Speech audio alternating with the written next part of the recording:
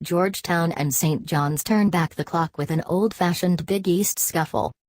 When you hear Big East, you think of a rich history full of some of the biggest, baddest teams in college basketball history. The schools may have changed, but Georgetown and St John's, two of the old guard, showed Wednesday that spirit is very much still there. Down 59-55 with 8:35 to go in the second half of their first-round game in the Big East tournament, the Hoyas L.J. peak drove to the basket and was the victim of a hard foul from the Red Storm's Amar Alibegovic. That didn't sit well with Peak or the rest of the Hoyas, who converged on Alibegovic under the basket. Soon, every player on the court was in the shoving pile.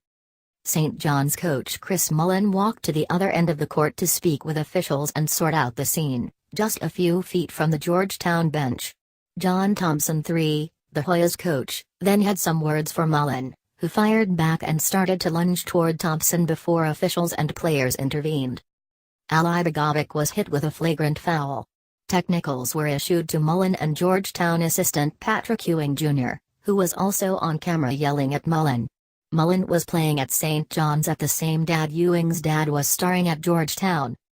It was admittedly not the exuberant free-for-all that used to mark the old days of the Big East, as Mullin pointed out in an interview after the game. "I mean, if you compare it to '85, the air conditioner was on," he said. If general frustration was a factor, both teams have reason for it. Georgetown is mired in a second straight sub-500 season while questions about Thompson's future bubble up.